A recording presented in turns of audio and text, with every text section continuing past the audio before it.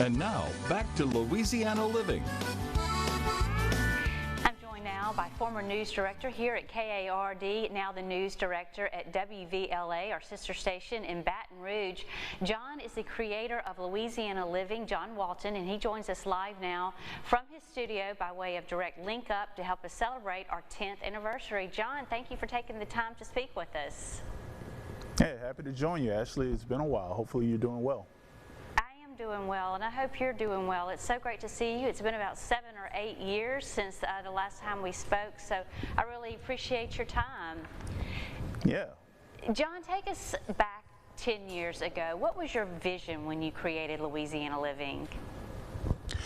Well, the general manager and I at the time, we just wanted to create a lifestyle show to serve the Northeast Louisiana community, the Monroe community, and the surrounding parishes, and of course our friends in South Arkansas.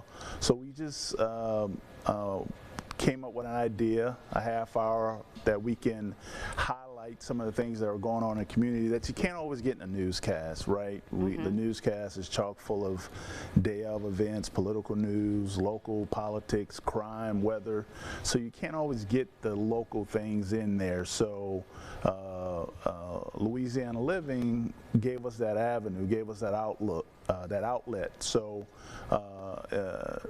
it was that brainchild. I would love to take full credit for it, but I can't. Jerry Jones was the general manager at the time. He and I kind of came up with it. So that's how Louisiana Living came to be, and I'm happy to know that it's still going on all these years later. So at the time, you're not thinking about 10 years from now. You're just thinking about how can I fill this show? How can I fill this show? How can I fill this show?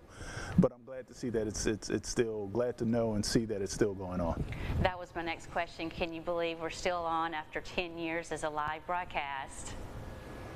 Yeah, I mean, listen, there's a lot of things to share in the Northeast Louisiana community. I know the Monroe area is quote unquote a small town or whatever, but there's a lot of things happening in that area. A lot of things happening out of ULM, the Delta parishes and things of that nature. So you have so many parishes and communities and things that are happening, weekend events, concerts, fairs, community things, obviously the parade season, Mardi Gras is a big deal up there. So there's a lot of things that happen, and again, you can't always get that in your newscast, right? Everybody don't want to get up at 4:30 in the morning to be on a morning newscast, and then the 5 o'clock newscast really isn't geared for that. So Louisiana Living gave us that venue, so to speak, to do that, and and I'm assuming the kitchen is still strong going on up there. So we had this great kitchen, as you know, again, assuming it's still there. It's been a while since I've been up there, but we had this great kitchen. So we also had opportunities to bring local chefs in, local restaurants in, to share their cuisine, which was always a tasty treat in the afternoon.